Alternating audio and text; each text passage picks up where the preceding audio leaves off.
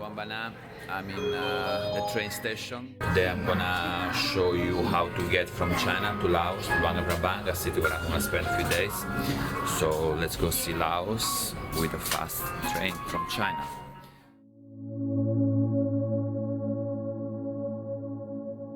The first train of 1 hour and a half goes from Xishuangbanna to Mohan on the border with Laos.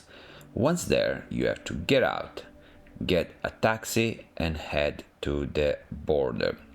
I figured out that the taxi driver has two funny puppets, two Chinese soldiers and a Japanese soldier surrounding. Very funny. Then the immigration that I cannot show you, cross the border and into Laos. Well, looks like that is still China though. All these tall buildings don't really belong to the local architecture.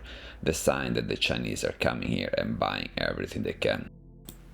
Once at the railway station, I meet a very interesting family, husband, wife and a little girl with 3 bicycles heading to Portugal. A very big adventure, definitely bigger than mine.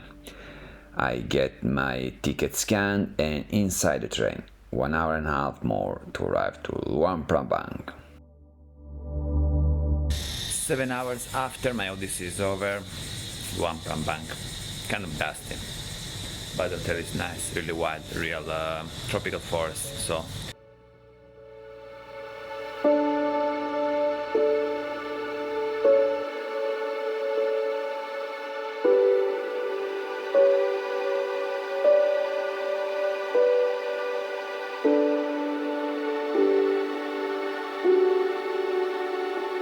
basically the life of Luang Prabang is the river, the Mekong River, and it doesn't take long to understand it. After 1 hour here, you understand that everything is next to the river, all restaurants, cafes, and the city is all widespread along the river, and the only way to enjoy the city is being by the river and take one of these boats where I am in now. Just told that I'm in the burning crop season, so means that all the farmers are burning their crop and therefore the air is awful. Luang Prabang is basically a coffee shop like the one you see here behind me and the one you see here in front of me. Many motorcycles to be rented, something around 5-6 euro. And a very sleepy town. There is not much to do, very quiet, I love it, reminds me of Mandalay in Myanmar. And it's more for the relaxed people. I can see many old people that have been here for long, I guess they retire here.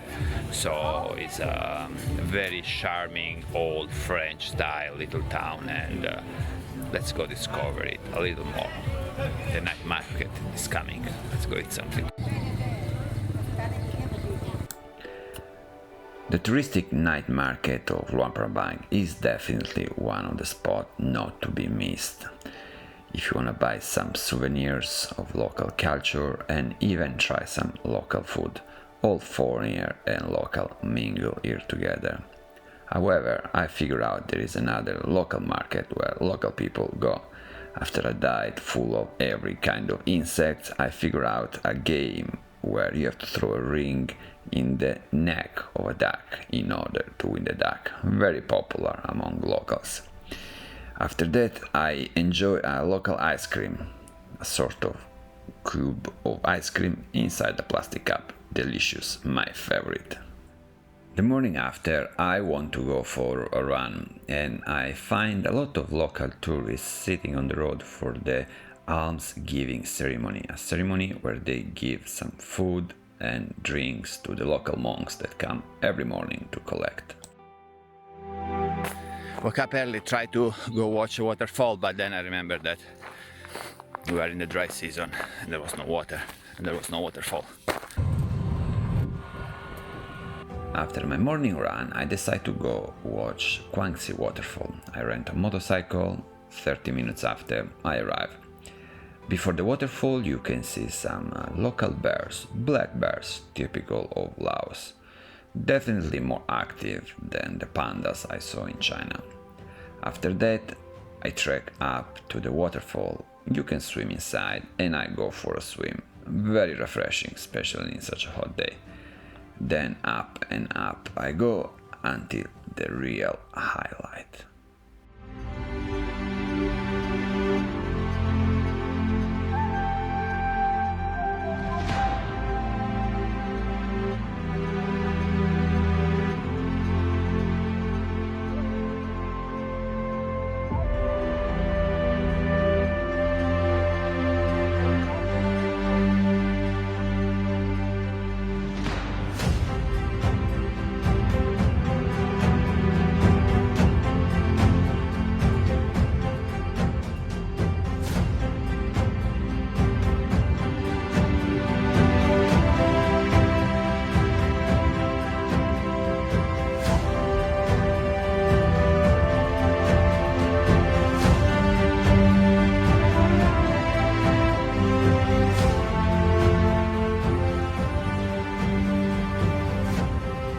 We enjoyed the waterfall. Now time for a good lunch in this rice field, even though I'm surprised they have rice field now in the dry season. I guess it's just for tourists.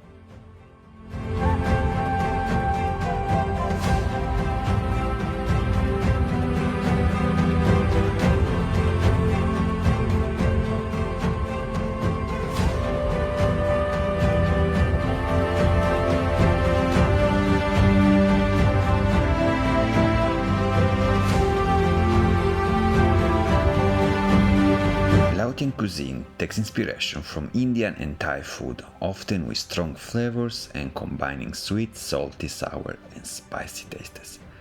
Many of the most popular dishes in Laos contain meat and are usually filled with a range of herbs, spices, chilies and other strong flavors. In this particular case, I'm going for the sausages, the papaya salad and a local soup.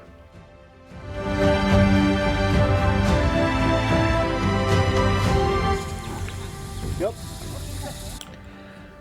After lunch, back in town, I find an old man that for a very cheap price shows me the other side of the river.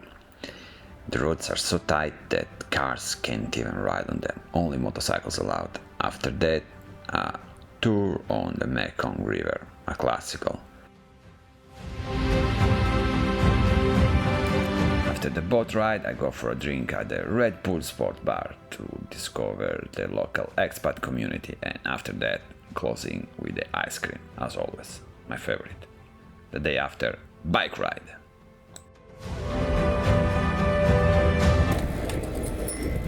Even better than renting a motorcycle is renting a bicycle. My hotel gives them for free. Early morning, you can always see the monks getting some food and gifts from the tourists, a very touristic attractions apparently. Then pork sausages are the to-go breakfast in Luang Prabang, kind of heavy. And after trying some local snacks in a local market, I get lost out of the beaten path, discovering Luang Prabang.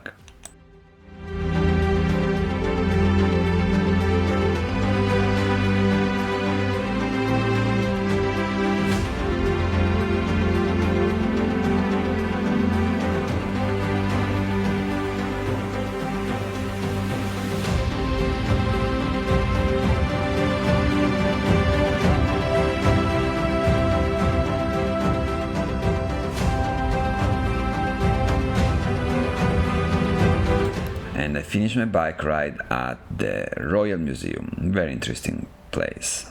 In Luang Prabang, I'm always amazed by the red sun, red like the sun in Apocalypse Now, the 1979 movie about the war in Vietnam. Now I understand where the inspiration comes from. All these bombs around remember a lot what happened back then. For my last meal in Luang Prabang, the to-go place is again the local market where some people are playing the monkey game when someone is wearing Juventus shirt. Well, Juventus is popular even in Laos.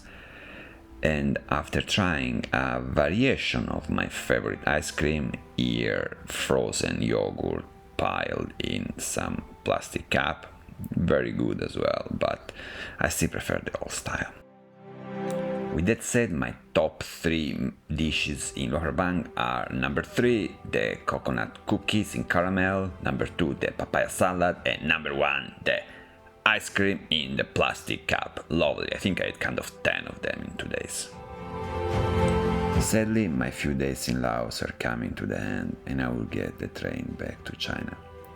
Wish I could show you more of the highlights of Luang Prabang, but unfortunately the only thing I can see from my drone is just a thick layer of smoke.